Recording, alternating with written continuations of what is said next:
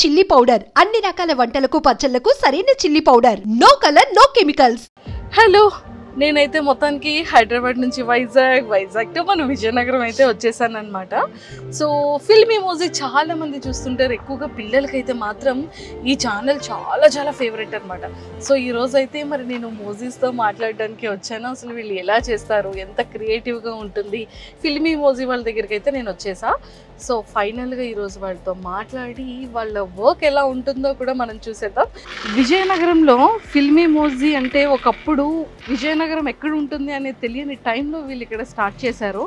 So ఒకప్పుడు ఎక్కడండి అంటే వైజాగ్ దగ్గర పక్క ఊరండి అని చెప్పేవాళ్ళంట.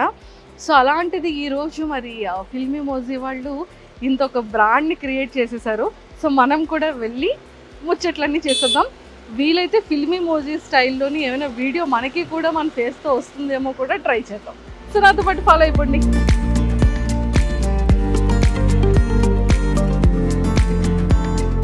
హలో, సో ఫైనల్గా నేనైతే ఫిల్మీ మోజ్కి వచ్చేసాను. మీరందరూ కూడా నన్ను చాలా లైక్ చేస్తున్నారు కదా, నేనంటే చాలా ఇష్టం కదా. ఇంకా ఎవరైనా పెండింగ్ ఉండి సబ్స్క్రైబ్ చేసుకోకపోతే ఆ పక్కనే ఉన్న వినాయకుడి గంటను కొట్టేటట్టుగా సో ఫిల్మీ మోజ్ గంటను కూడా కొట్టేయండి, ఓకే. సో పెద్దవాళ్ళకి కానీ చిన్న వాళ్ళందరికీ కూడా చాలా ఇష్టం కదా నేనంటే. సో అందరూ నన్ను అనుకుంటున్నారు కదా. సో ఫైనల్లీ నేనైతే మన విజయనగరంలో ఉన్న ఫిల్మీ మోజ్కి వచ్చేసాను. సో ఫిల్మీ మోజ్తో చాలా విషయాలు మాట్లాడి స్కిప్ చేయకుండా వీడియో అంతా చూసేయండి, మీరు కూడా వినేయండి. సో మొత్తానికైతే నా ఫేవరెట్ మోజీ దగ్గరికి వచ్చేసాను. అండ్ ఇగోండి చూసారా మేకింగ్ ఎలా ఉంటుంది ఏంటి అని. ముఖ్యంగా మా టీం వాళ్ళు నన్ను ఇక్కడికి పంపించేటప్పుడు మంజుష గారు అర్జెంటుగా మీరు కూడా అలా మాట్లాడడానికి, సో మీరు కూడా అలా కనిపించడానికి అవుతుందేమో అని అడిగారు. సార్ ఇదేంటి సార్ అంటే వాళ్ళనైతే మనం ఇంటర్వ్యూ చేయొచ్చు, బేసిక్గా వాళ్ళు గ్రాఫిక్స్ సిస్టంలో అలా కదా వర్క్ చేస్తారు, నన్ను కూర్చోబెట్టి ఎలా చేస్తారు సార్ మోజీ లాగా అని అడిగాను అనమాట. సో నాకు కూడా ఆ డౌట్ వచ్చింది. అండ్ మిగిలిన విషయాల తర్వాత మాట్లాడుకుంటే ఇక్కడ చూడండి మేకింగ్ ఎంత బ్యూటిఫుల్గా చేస్తున్నారో. సో నేనైతే ఈ సెటప్ ఈ కైండ్లో వర్కింగ్ స్టైల్ని నేను ఫస్ట్ టైం చూస్తున్నాను అనమాట. ఇప్పటివరకు నేను చూడలేదు, ఈవెన్ యూట్యూబ్లో కూడా నేను చూడలేదు. సో నా ఫేవరెట్ మహేష్ వచ్చాడు, మహేష్ ఉన్నాడు ఇందులో. బ్రో ఒకసారి మా ఫేవరెట్ మహేష్ని చూపించరా, అదిగోండి మా ఫ్రెండ్ మహేష్. అండ్ సో చాలా బాగా అంటే ఈ మహేష్ని అండ్ వాడిని రెడీ చేస్తుంది మీరు అనమాట. అలా ఏం లేదు, క్యారెక్టర్ డిజైనింగ్ ఉంటే దానికి తగ్గట్టు మేము డిజైన్ చేస్తాం యానిమేషన్. చూసారా మొత్తానికి కదా ఫైనల్గా మీరే కదా డిజైన్ చేస్తున్నారు. సో మీ దాంట్లో మీ బ్యాచ్లో ఎవరైనా మహేష్ ఉన్నారా? మా బ్యాచ్లో లేరు. ఎవరు మహేష్ లేరు? మహేష్ క్యారెక్టర్ మామూలుగా ఫ్రెండ్లీగా అంటున్నారా? ఉన్నారా? ఓహో, తన్ని తీసుకొచ్చి ఇక్కడ పెట్టారా? ఓకే, అందుకే కొంచెం సిమిలర్ హెయిర్ స్టైల్ ఉంది కదా. ఓ మై గాడ్, మరి ఇది అది నేను నా ఫ్రెండ్ మహేష్ అయినప్పుడు నేను అవుతాను కదా. కరెక్టే కదా, వ్యాలిడ్ పాయింటే. సో వీళ్ళిద్దరిది ఇక్కడ పెట్టారనమాట. సో మొత్తానికైతే ఇలా రెడీ చేస్తున్నారు. ఇది మిడిల్ క్లాస్ మంకీస్ అని రీసెంట్గా కొత్త ఛానల్ స్టార్ట్ చేసాం అనమాట. ఓకే, సో ఇది 2D అనమాట, 2 డైమెన్షన్లో వస్తుంది. ఫిల్మీ మోజీలో చూసేది 3D, సో ఇది 2D అనమాట. ఇది దాని మీద చాలా కష్టం. అంటే 3Dకి 2Dకి ఏంటి డిఫరెన్స్? ఇదేంటంటే ఫ్రేమ్ బై ఫ్రేమ్ చేసుకోవాలండి మనం. ఓకే, సో ఇప్పుడు ఒక సెకండ్కి 25 ఫ్రేమ్స్ ఉంటుంది దీంట్లో. సో ఈచ్ ఫ్రేమ్ డిజైన్ చేస్తారు వీళ్ళు. సో అలా ఇప్పుడు ఒక ఎపిసోడ్ 7 minutes ఉందనుకోండి, 7 days పడుతుంది వీళ్ళకి చేయడానికి. 7 minutes చేయడానికి 7 days పడుతుంది అనమాట. అంటే 1 minute 1 day పడుతుంది. అంటే ఇక్కడ 7 minutes 50 seconds ఉంది అంటే 7.5 days అనమాట. ఈ ఎపిసోడ్ స్టార్ట్ చేసి 1 week అవుతుంది. ఈ ఎపిసోడ్ స్టార్ట్ చేసా. ఓకే, సో అలా డీటెయిల్డ్ గా ఫ్రేమ్ బై ఫ్రేమ్ ప్రతి క్యారెక్టర్ ని అంటే ప్రతి అవయవం వీళ్ళు యానిమేట్ చేయాలన్నమాట. కళ్ళు, ముక్కు, ప్రతిది మీరు అక్కడ చూస్తున్నారు కదా, ఫస్ట్ అలా స్కెచ్ గీసుకుంటారు అనమాట. ఓకే, సో అది స్టోరీ బోర్డ్ అంటారు దీన్ని. సో అక్కడ దుర్గా అది ప్లే చేయి స్టోరీ బోర్డ్. సో అది రిమోట్ కార్ అనే ఎపిసోడ్ లో స్టోరీ బోర్డ్ అనమాట. ముందు అలాగా జస్ట్ మనకి ఎక్స్ప్రెషన్స్ ఏ ఉండాలి అని చెప్పి ఫ్రేమ్ బై ఫ్రేమ్ అలా స్టోరీ గీసుకుంటారు అనమాట, ఆడియోకి తగ్గట్టుగా. సో ఆ తర్వాత దీన్ని ఇక్కడ యానిమేట్ చేస్తారు వీళ్ళిద్దరు. ఓకే, అది సో దీనికి స్పెసిఫిక్ గా ఏదైనా ఎడ్యుకేషన్ క్వాలిఫికేషన్స్ లేకపోతే ఖచ్చితంగా ఇందులో డిజైన్ చేసి ఉండే కోర్సెస్ ఏమైనా ఉంటుందా? ఖచ్చితంగా వీళ్ళందరూ ఏంటంటే ఈ యానిమేషన్ కోర్సెస్ చేసి వచ్చిన వాళ్ళే అన్నమాట. కంప్లీట్ గా యానిమేషన్ కోర్సెస్. ఓకే. సో అందులోనే స్టోరీ బోర్డ్ అవనివ్వండి, ఈ ఫ్రేమ్ బై ఫ్రేమ్ యానిమేషన్ అవ్వండి, వాళ్ళందరూ అందులో మాస్టర్స్ చేసి వచ్చిన వాళ్ళే. సూపర్. తన చేతికి ఇది ఉంది ఏంటి? అది బేసిక్ అది స్క్రీన్ మీద మన చెయ్యి అంటుకోకుండా స్మూత్ గా అవ్వడానికి అనమాట. తన క్యారెక్టర్స్ డిజైన్ చేస్తున్నాడు అక్కడ. సో అది ఆ స్క్రీన్ కి మన తడి ఉంది అనుకోండి, అంటుకోకుండా స్మూత్ గా పెన్ ఫ్లో ఉండడానికి. ఓకే. సో ఇదేంటి చాలా డిఫరెంట్ గా ఉంది పెన్. అది బేసిక్ గా డిపి ప్యాడ్ అంటారు, డిజిటల్ ప్యాడ్ అంటారు దానికి స్టెన్సిల్ ఇది. ఓకే. మన పెన్సిల్ ఎలాగో కానీ ఇక్కడ 2 బటన్స్ ఉన్నాయి. అదే మౌస్ క్లిక్స్. ఈ 2 కూడా మౌస్ లాగా. సో బేసిక్ గా చూసారు కదా. సో డిజిటల్ ప్యాడ్ కి ఇది పెన్ అన్నమాట. ఈ పెన్ కి కూడా మౌస్, అంటే మనం లైక్ ఏదైనా మూవ్ చేయడానికి చేతితో పట్టుకునే మౌస్ లాగా ఇది pen mouse. So pen mouse అన్నమాట. సో మనం దీంతో వర్క్ చేయొచ్చు, డ్రా చేయొచ్చు, మౌస్ తో మూవ్ చేయొచ్చు. మొత్తం సిస్టమ్ కంట్రోల్ అంతా ఉంటుంది ఆ పెన్ లో. సిస్టమ్ కంట్రోల్ అంతా ఈ ఒక్క పెన్ లో ఉంది, చూసారా? సూపర్. సో ఇది మొత్తం సిస్టమ్ కి ఇలాగా డైరెక్ట్ చేసేసుకొని ఇంకా కీబోర్డ్ తో ఆపరేట్ చేయాలి. అండ్ దీంతో ఒకటేమో ఐ పెట్టాలి, ఇంకొకటి మైండ్ పెట్టాలి. 2 hands తో వర్క్ చేయాలి కదా బ్రో? చాలా పెద్ద టాస్క్ కదా. చిన్న వయసులోనే పెద్ద బాధ్యత తీసుకున్నాడు. నీ ఏజ్ ఎంత? 21 కి ఫిల్మీ మోజిన్ మోస్తున్నాడు. సూపర్. సో మొత్తానికైతే చూసారు కదా. నిజంగా అంటే ఫిల్మీ హౌస్ వాళ్ళు చిన్న పిల్లలకి చాలా ఫేవరెట్ అనుకుంటాం, కానీ చిన్న పిల్లలతో పాటు పెద్దవాళ్ళకి కూడా చాలా చాలా ఫేవరెట్ అనమాట. సో మీతో చాలా చాలా విషయాలు మాట్లాడేయాలండి. సో ఇది అయిపోయిన తర్వాత మనం వెళ్ళి కూర్చొని చాలా విషయాలు డిస్కస్ చేయాలి. సో ఫైనల్గా అయితే కింద ఇంట్రో చెప్పేశాను కాబట్టి ఎందుకండి మాకు మనిషిని చూపించండి అని అనుకుంటున్నారు కదా. సో చాలా అందరికీ బాగా తెలిసిన వ్యక్తే, బాగా పరిచయం ఉన్న వ్యక్తే. అండ్ కామన్గానే అందరికీ ఉన్న క్వశ్చన్స్, డౌట్స్ నాకు కూడా చాలా చాలా ఉన్నాయి. బట్ ఫిల్మీ మోజీ అనగానే అందరికీ గుర్తొచ్చేది సాయి కిరణ్ గారు అనేది ఒక స్టాంప్ పడిపోయింది. కానీ ఇంటి పేరు కాస్త ఫిల్మీ మోజీ అయిపోయింది ఏంటండి? అండలూరి సాయి కిరణ్ గారు కాస్త ఫిల్మీ మోజీ సాయి కిరణ్ అనేది అయిపోయింది. సో ఎలా అనిపిస్తుంది అది? జనం ఇచ్చిన పేరే కాబట్టి, అంటే నేను పెట్టిన పేరే మళ్ళీ జనం నాకే ఇచ్చారు తిరిగి. హ్యాపీ అంటారు. కానీ ఒక్క డౌట్ ఏంటి అంటే ఈ వాయిస్ చెప్తూ ఉంటారు కదా, ఆ వాయిస్ మీదేనా అండి? ఏది ఒక 3-4 lines నాకు ఆ వాయిస్తో చెప్పరా ప్లీజ్? మీకు బాగా అంటే వినగానే గుర్తొచ్చేది అయితే మధుగడి పాట, మామ కాలిపోతుంది మండిపోతుంది ఎలాగా, అది ఆ పాట బాగా ఫేమస్ అయిందండి. అదొక నేను ఎవరైనా గుర్తు రాకపోయినా సరే నేను ఒక పాట పాడితే గుర్తు అదా గుర్తొస్తుంది అనమాట. అది సో మొత్తం వాయిస్ డబ్బింగ్ అంతా కూడా మీరే? నేను చాలా మంది అంటే సెపరేట్ గా డబ్బింగ్ ఆర్టిస్టులు అంటూ లేరు. ఎవరైతే దీనికి వర్క్ చేస్తున్నారో వాళ్ళే డబ్బింగ్ చెప్తారనమాట. ఓకే. మరి ఫీమేల్ ఇప్పుడు నా వైఫ్ ఉంది ఐశ్వర్య, అలాగే కార్తీక్ అన్న వైఫ్ ఉన్నారు స్వాతి వదిన, వాళ్ళే అటు ఇటు మాడ్యులేషన్ మార్చి మళ్ళీ కార్తీక్ అని వాళ్ళ ఇంట్లో లేడీస్ అందరూ డబ్బింగ్ చెప్తారు. సో వాళ్ళు వర్క్ చేసుకున్న వాళ్ళు కొంతమంది, హౌస్ వైఫ్స్ కొంతమంది, వాళ్ళే మన దానికి డబ్బింగ్ చెప్తారు అనమాట. సూపర్ అండి, నిజంగా చాలా చాలా బాగుంది. అంటే సాయి గారు అంటే ఈ థాట్ అనేది ఎలా పుట్టింది, ఎప్పుడు పుట్టుకొచ్చింది? అసలు స్టార్ట్ చేసేటప్పుడు సోలోగా స్టార్ట్ చేశారు? నేను కార్తీక్ సో ఇద్దరు కలిసి స్టార్ట్ చేశారు. అవునండి. ఓకే.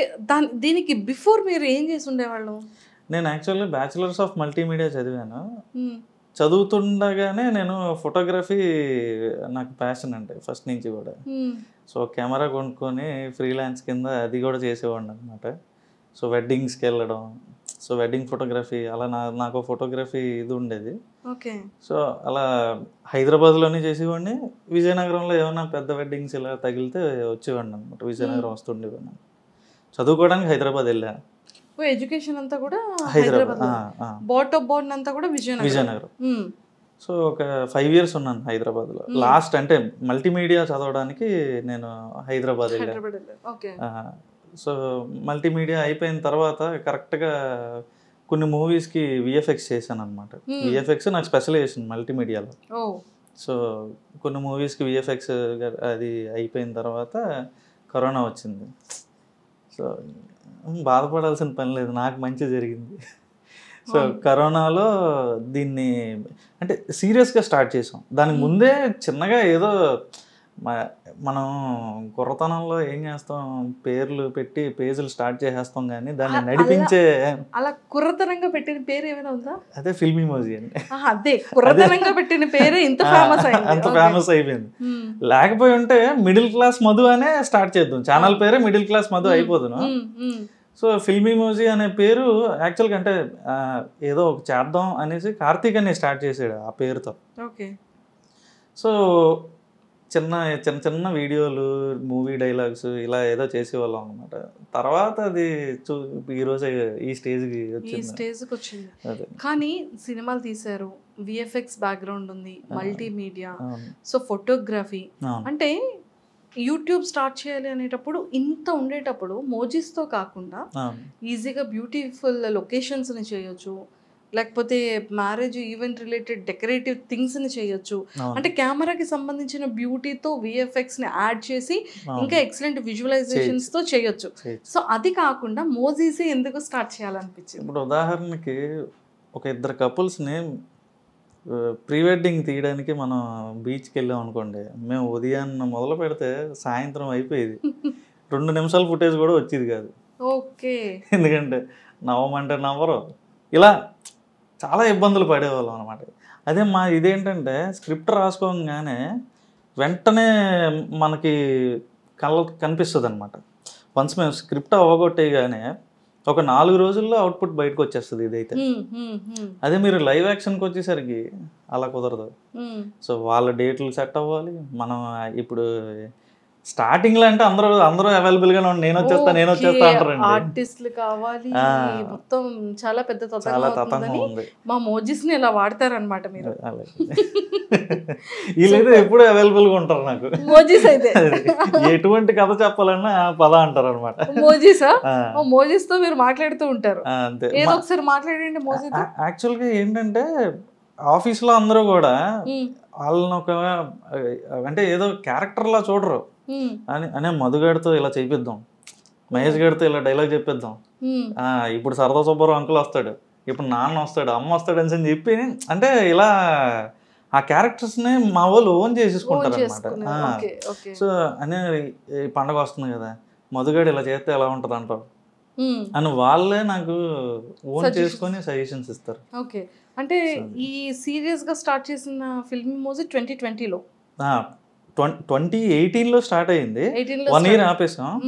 సో కోవిడ్ వచ్చింది, ఇంకా అక్కడి నుంచి వెనక్కి తిరిగి చూడలేదు. అందరూ బయటికి వెళ్ళాల్సిన అవసరం లేదు, ఇంట్లో ఉండి చేయాలి. దీన్ని మోజీస్ ఎలాగా యూజ్ అయ్యారు మీకు? సో మోజీస్ కి పార్టీ ఇచ్చారా మీరు? మేము చేసుకొని స్వాహా. సూపర్ అండి. నిజంగానే చాలా బ్యూటీ థింగ్ ఏంటి అంటే స్క్రిప్ట్స్ నిజంగా ఒక పర్సన్స్ చెప్తే వాళ్ళ డేట్స్, వాళ్ళ టైమ్స్, వెయిటింగ్స్, ఎడిటింగ్, అవుట్పుట్ వాళ్ళకి నచ్చింది, మన ఈ తతంగాలన్నీ ఉంటాయి.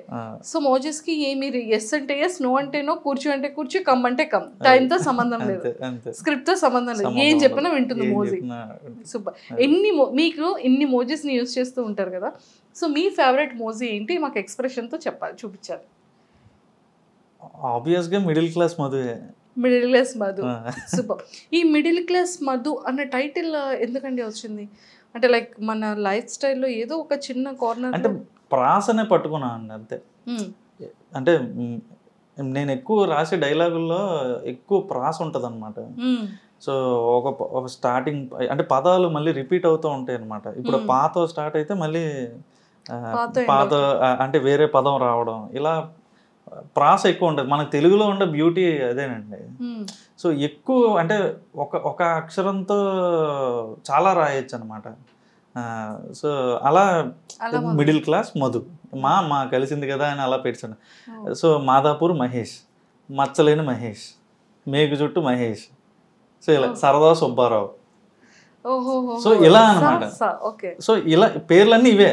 సో అలా కొంచెం నాకు తెలిసిన మిడిమిడి జ్ఞానంతో పెట్టా, కానీ అవి చాలా పెద్ద పాపులర్ అయ్యాయి. అండ్ స్క్రిప్ట్ రైటింగ్ కూడా చాలా ఇంపార్టెంట్ అండి ఖచ్చితంగా కదా. ఒకటి ఇంత మనం మోజీస్ని అట్రాక్టివ్ చేయాలి అన్నా మనం అడల్ట్స్ పెద్దవాళ్ళం, కానీ పిల్లల మైండ్కి తగ్గట్టుగా పిల్లల్ని అట్రాక్ట్ చేసే విధంగా, అలాగే పెద్దవాళ్ళని అట్రాక్ట్ చేసే విధంగా మెసేజ్ ఓరియంటెడ్గా చేయడం అనేది వెరీ బిగ్ టాస్క్ అసలు కదా. సో పిల్లలు దానికి వచ్చేసేటప్పటికి పిల్లలది ఎలా చేస్తారు, పెద్దవాళ్ళ దగ్గరికి వచ్చేటప్పటికి అది ఎలా ప్రిపేర్ చేసుకుంటారు స్క్రిప్ట్ని? సో బేసిక్గా క్యారెక్టర్స్ వైజ్ మీరు ఎవరైనా డైరెక్ట్గా దీన్ని చూస్తే వాయిస్ వినకుండా, అంటే వాళ్ళు ఏం మాట్లాడుతున్నారు అనేది వినకుండా చూస్తే చిన్నపిల్లలు ఎందుకు చూస్తున్నారా అంటారు. అది వింటే అర్థమవుతుంది పెద్దలకు కూడా సంబంధించిందే ఇది అని. అది విన్నంత వరకు కూడా నేను చూడండి అనేస్తారు చాలామంది. నేను ఎక్స్పీరియన్స్ చేశాను దాన్ని. సో అది విన్న తర్వాత ఇదవుతుంది అనమాట. చాలా న్యాచురల్ సంభాషణలు ఉంటాయి అందులో. సో మధుని రోజు వాళ్ళ నాన్న కొట్టేస్తూ ఉంటాడు అన్నమాట.